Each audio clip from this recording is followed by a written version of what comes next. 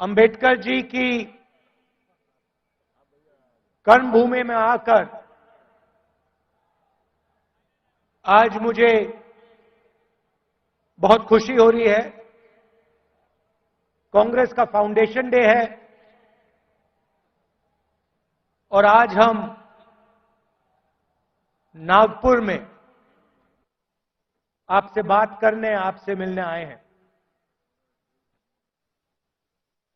देश में विचारधारा की लड़ाई चल रही है। लोगों को लगता है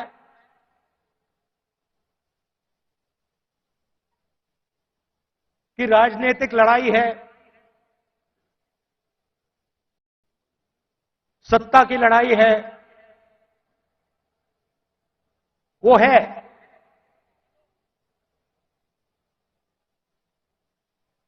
मगर इस लड़ाई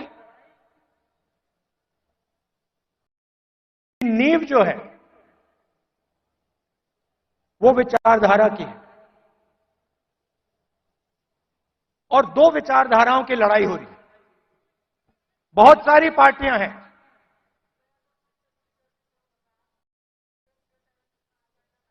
एनडीए में है, इंडिया अलायंस में है,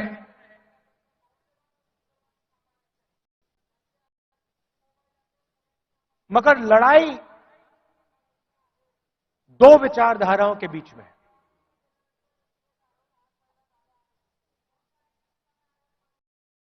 कुछ दिन पहले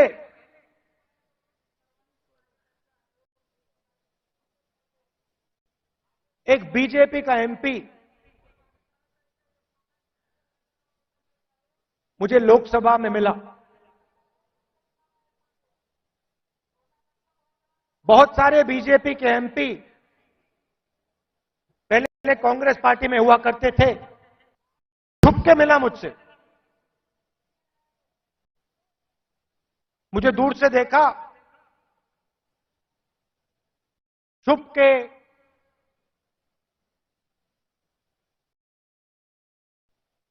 डर से कहता है, राहुल जी आपसे बात करनी है।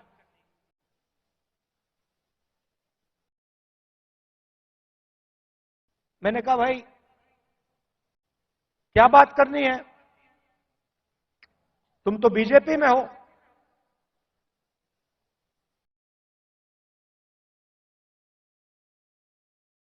और फिर उसके चेहरे पे थोड़ी सी टेंशन दिख रही थी। तो मैंने पूछा सब कुछ ठीक है क्या? मैंने सोचा शायद घर में कोई बीमार हो, कोई दुर्घटना हो गई हो। मैंने पूछा सब कुछ ठीक है? कहता है नहीं।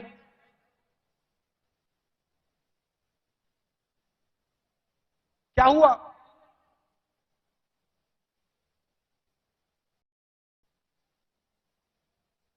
राहुल जी बीजेपी में रहकर सहा नहीं जाता।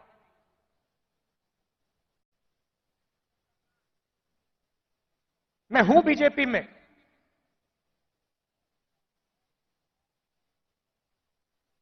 मगर दिल मेरा कांग्रेस में है।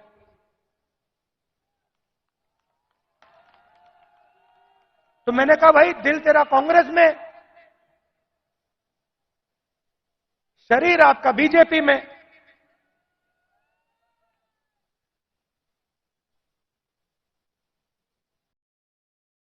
मतलब दिल शरीर को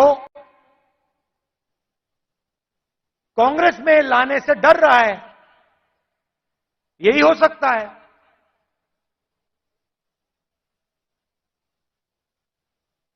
मैंने कहा मन क्यों नहीं बनता वहां? आप एमपी हो,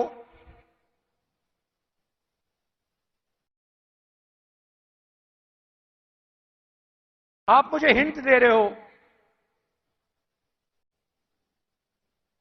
मन क्यों नहीं बनता?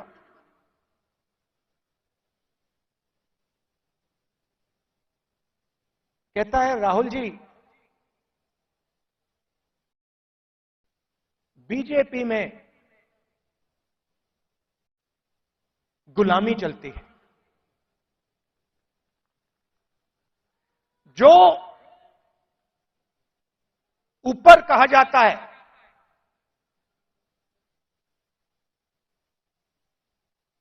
वो बिना सोचे समझे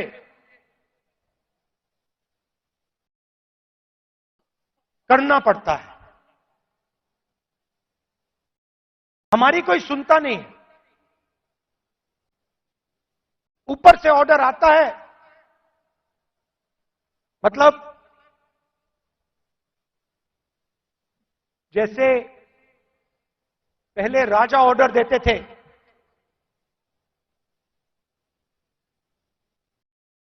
ऊपर से ऑर्डर आता है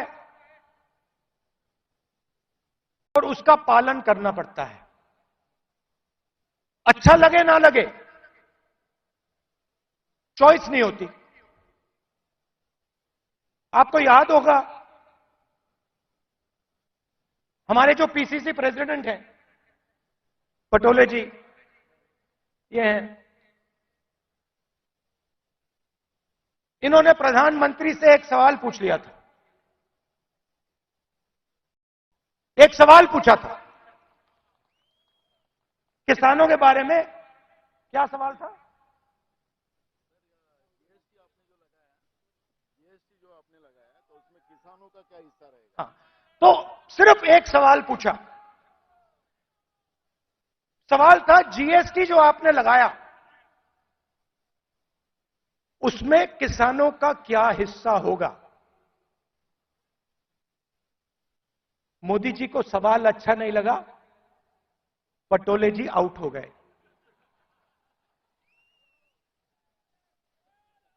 तो उनकी विचारधारा राजाओं की विचारधारा है, किसी की सुननी नहीं।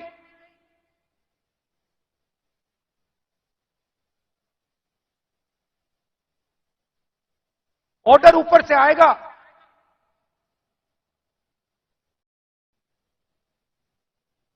आपको ऑर्डर का पालन करना पड़ेगा।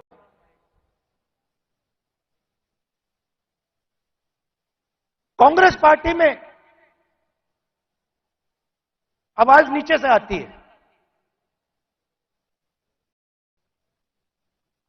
हमारा छोटा सा छोटा कार्यकर्ता हमारे किसी भी नेता को टोक सकता है। सही है ना? हमारे कार्यकर्ता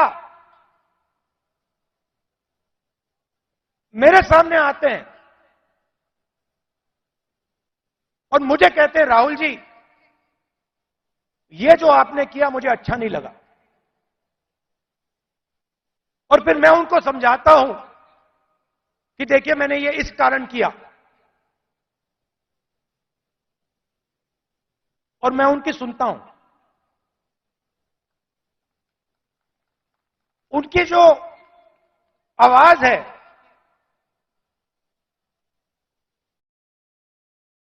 उसका आदर करता हूं, उसका रिस्पेक्ट करता हूं। यह भी कह देता हूं कि भैया मैं आपकी बात से सहमत नहीं हूं,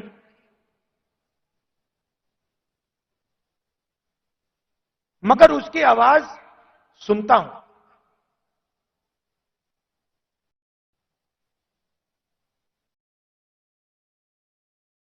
लोग कहते हैं कांग्रेस पार्टी ने क्या किया।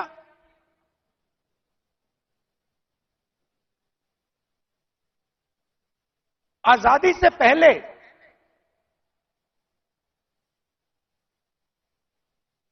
अगर आप इस देश में आते, 500-600 राजा थे, अंग्रेज थे, राजाओं का गन सलूट होता था,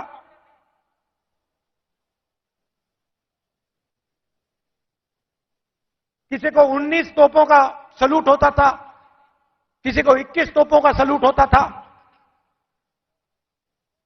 अगर हिंदुस्तान की जनता को इस देश में कोई अधिकार नहीं था, कोई अधिकार नहीं था।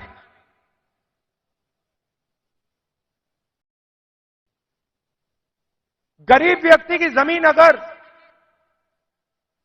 राजा को अच्छी लगी, 1 सेकंड में उसको ले जा सकता था। ये सारे के सारे अधिकार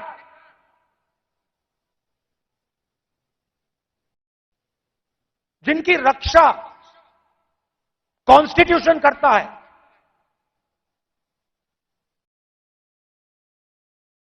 जो अंबेडकर जी ने, गांधी जी ने, नेहरू जी ने खून पसीना देके बनाया, ये कांग्रेस पार्टी ने दिया है। और आरएसएस के लोग, बीजेपी के लोग इसके खिलाफ थे। आज झंडे के सामने खड़े हो जाते हैं, सलूट मारते हैं। सालों के लिए इन्होंने तिरंगे को सलूट नहीं मारा था। तो सारे के सारे अधिकार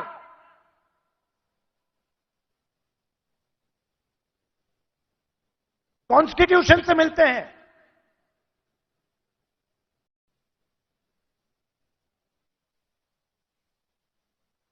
और राजा जो भी करना चाहता था करता था, उसके लिए कोई कानून नहीं थे। यह काम कांग्रेस पार्टी ने किया और यह हिंदुस्तान के इतिहास में, हजारों साल के इतिहास में पहली बार किया गया है। पहली बार एक हिंदुस्तानी को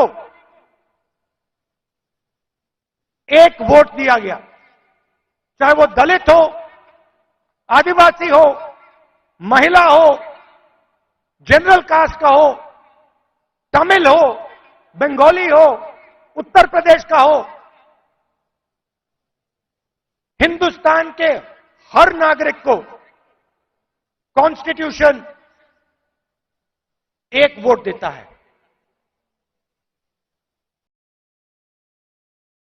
यह कांग्रेस पार्टी ने किया। गांधी जी जेल गए, नेहरू जी जेल गए, अंबेडकर जी ने सालों संघर्ष किया।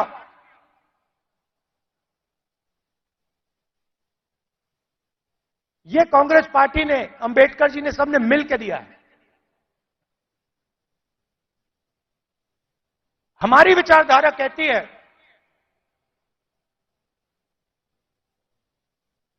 कि देश की लगाम हिंदुस्तान की जनता के हाथ में होनी चाहिए और देश को, जैसे पहले राजा चलाते थे,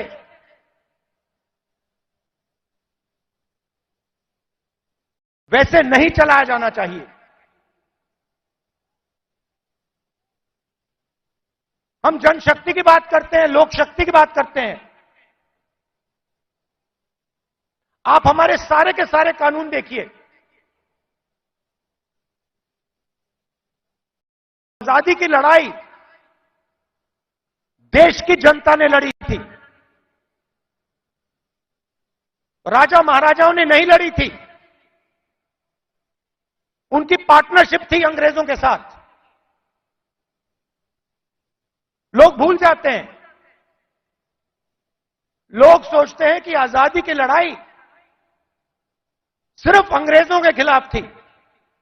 नहीं, अंग्रेजों की लड़ाई अंग्रेजों के खिलाफ थी और राजा महाराजाओं के भी खिलाफ थी। यह सच्चाई है। पार्टनरशिप थी। राजाओं महाराजाओं की, अंग्रेजों की पार्टनरशिप थी, उसके खिलाफ कांग्रेस पार्टी लड़ी थी। किसके लिए लड़ी थी? गरीब जनता के लिए लड़ी थी। अगर आप यहां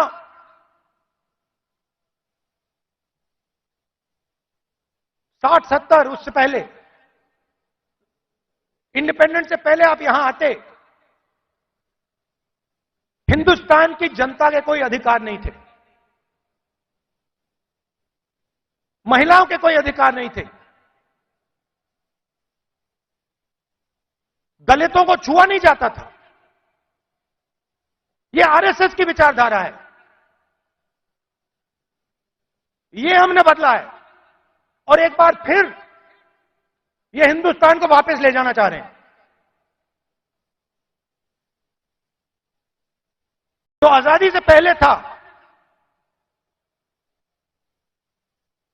वहां हिंदुस्तान को वापस लौटा रहे हैं। कॉन्स्टिट्यूशन से, आपके वोट से अलग अलग संस्थाएं बनती हैं। ये आपकी संस्थाएं हैं, चाहे सुप्रीम कोर्ट हो, इलेक्शन कमीशन हो,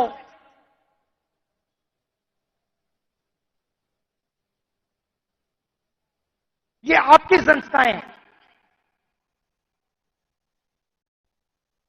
सारे के सारे इंस्टीट्यूशंस पर ये कब्जा कर रहे हैं।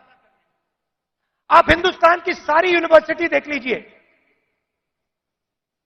सारे के सारे वाइस चांसलर आज एक संगठन के हैं। उनको आता होता कुछ है नहीं, कुछ नहीं आता उनको। हिंदुस्तान के वाइस चांसलर आज मेरिट पे नहीं बनते हैं। हिंदुस्तान के वाइस चांसलर आज अगर एक संगठन में हैं, तब बन सकते हैं। तो सारे के सारे जो इंस्टीट्यूशंस हैं, जिससे आपकी आवाज की रक्षा होती है, जिससे आप देश को चलाते हो, इन सब का ये कब्जा कर रहे हैं। मीडिया को देख लीजिए, कहा जाता था कि मीडिया लोकतंत्र के रखवाले हैं। मैं आपसे पूछता हूं, क्या आपको लगता है कि आज हिंदुस्तान का मीडिया लोकतंत्र की रक्षा कर रहा है? सुन लीजिए,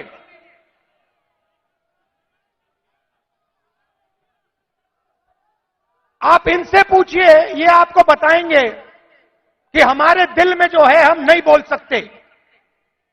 इनके दिल में क्या है? इनके दिल में वो है जो हिंदुस्तान की जनता के दिल में है, वो नहीं बोल सकते।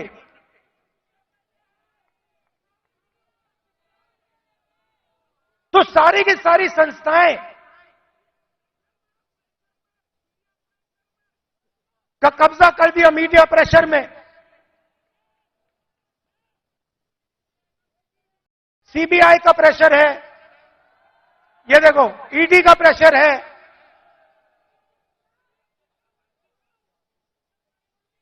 तो लड़ाई इस बात की है, हम देश की जनता को देश की शक्ति देना चाहते हैं। देश की जनता को देश की शक्ति हम पकड़ाना चाहते हैं। लोग कहते हैं कि कांग्रेस पार्टी ने सफेद क्रांति की। हमने सफेद क्रांति में मदद की, मगर सफेद क्रांति को आनंद के महिलाओं ने शुरू की। सफेद क्रांति हिंदुस्तान की नारी शक्ति ने की। हरी क्रांति देश के किसानों ने की, किसानों की शक्ति ने हरी क्रांति की। आईटी रेवोल्यूशन देश के युवाओं ने किया। कांग्रेस पार्टी ने मदद की, कांग्रेस पार्टी ने विजन दिया, मगर आईटी रेवोल्यूशन हमारे युवाओं ने किया।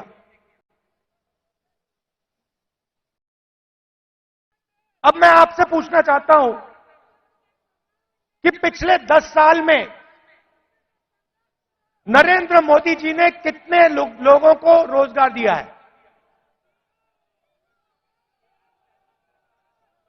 40 साल से सबसे ज्यादा बेरोजगारी आज है। और हिंदुस्तान के युवाओं की जो शक्ति है, करोड़ों युवाओं की जो शक्ति है, वो जाया हो रही है। आजकल हिंदुस्तान का युवा जॉब नहीं करता है। आजकल हिंदुस्तान का युवा 7-8 घंटे मोबाइल फोन पे कभी इंस्टाग्राम देखेगा, कभी फेसबुक देखेगा।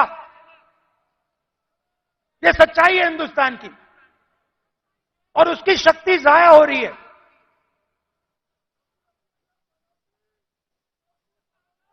एक तरफ किसानों पर आक्रमण, युवाओं पर आक्रमण, और दूसरी तरफ हिंदुस्तान के 2-3 अरबपतियों को देश का पूरा धन दिया जा रहा है।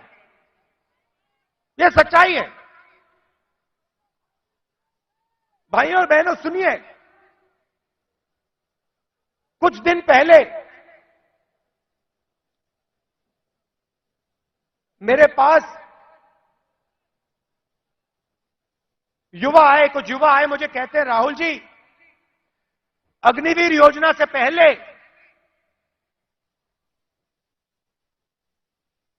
हमें आर्मी में ले लिया गया था।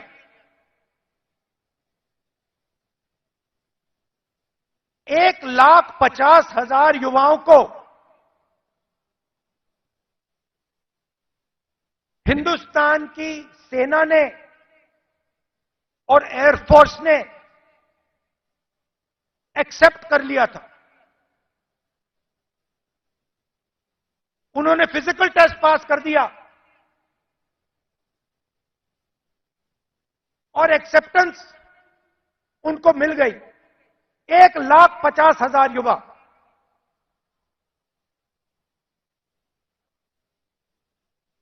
मोदी सरकार ने अग्निवीर योजना लागू की और 1,50,000 युवाओं को उन्होंने आर्मी में, एयरफोर्स में नहीं आने दिया।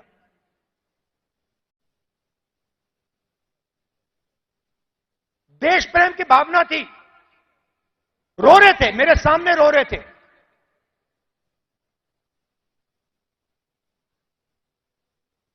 आंसू आ रहे थे, कह रहे थे सरकार ने हमारी जिंदगी बर्बाद कर दी है, जिंदगी खत्म कर दी, हमारा मजाक उड़ाया जाता है। गांव में हमें झूठे सैनिक कहा जाता है। इतनी भी इज्जत नहीं रखी। उनको अग्निवीर योजना में भी नहीं आने दिया।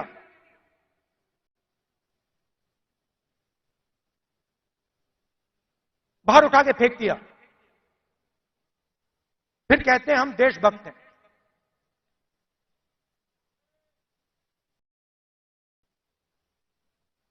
इससे देश का फायदा नहीं होने वाला।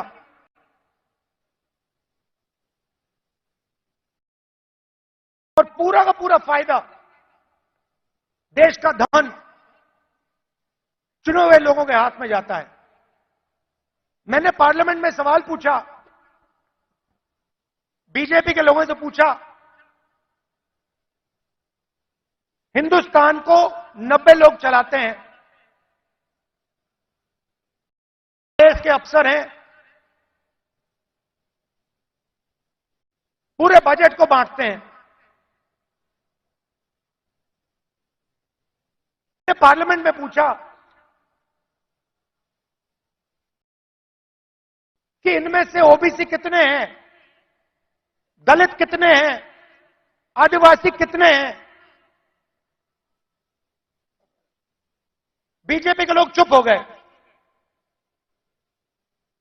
ओबीसी की कम से कम 50% आबादी है, दलितों की 15% आबादी है, आदिवासियों की तकरीबन 12% आबादी है।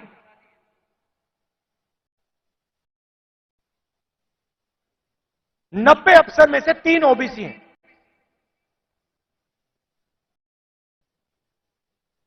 कैसी ओबीसी सरकार चल रही है? उनको कोने में बैठा देते हैं, छोटे छोटे डिपार्टमेंट पकड़ा देते हैं,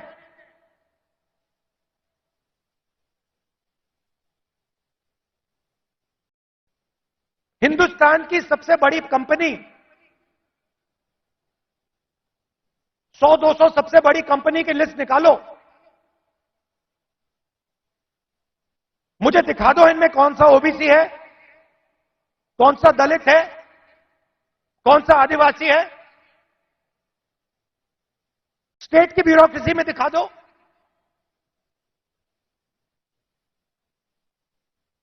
आबादी आपकी 50%,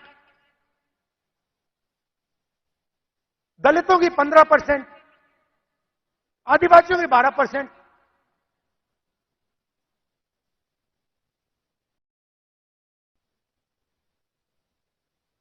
और भागीदारी आपकी कहीं भी नहीं।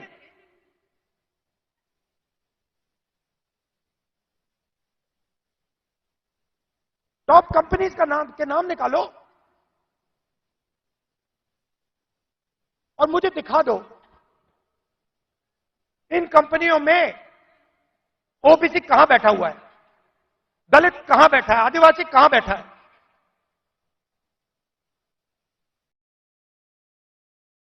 और ये सिर्फ मैं आईएएस की बात नहीं कर रहा हूं, हर फील्ड में यह हालत है।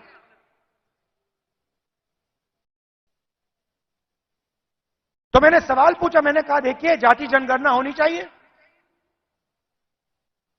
देश को पता लगना चाहिए कि इस देश में ओबीसी कितने हैं। उसके बाद नरेंद्र मोदी जी के भाषण बदल जाते हैं।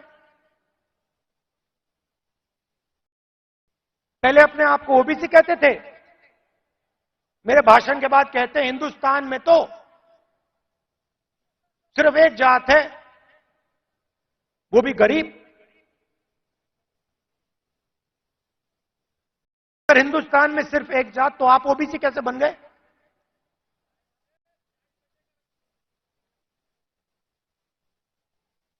तो हमने निर्णय ले रखा है, जैसे ही हमारी सरकार आएगी, दिल्ली में आएगी, हम जाति जनगणना आपके लिए करके दिखा देंगे।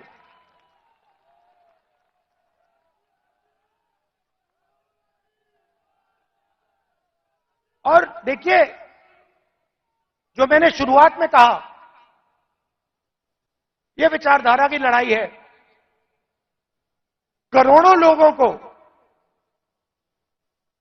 बीजेपी की सरकार ने गरीबी में फिर से धकेल दिया है। जो काम हमने भोजन के अधिकार से, मनरेगा की मदद से किया, वो सब खत्म कर दिया इन लोगों ने। और हमें दो हिंदुस्तान नहीं चाहिए। एक हिंदुस्तान अरबपतियों का, मीडिया वालों का, सेलफोन वालों का, सपने का, उसमें कोई सच्चाई नहीं है।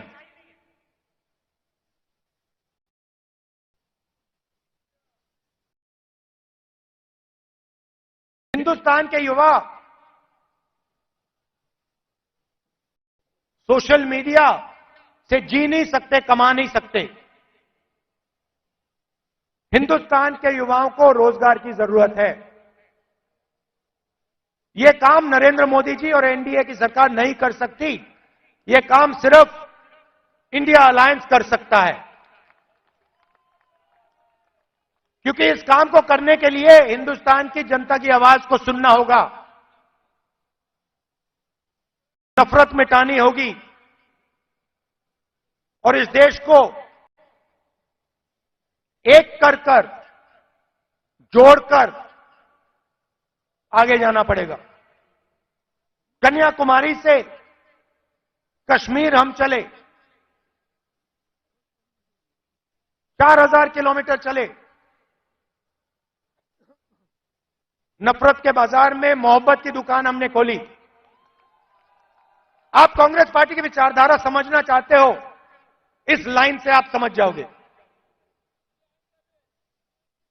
सिर्फ एक लाइन की जरूरत है। अगर आपके दिल में हिंदुस्तान के लोगों के लिए मोहब्बत है, अगर आप नफरत के बाजार में मोहब्बत की दुकान खोलना चाहते हो, तो आप कांग्रेसी हो।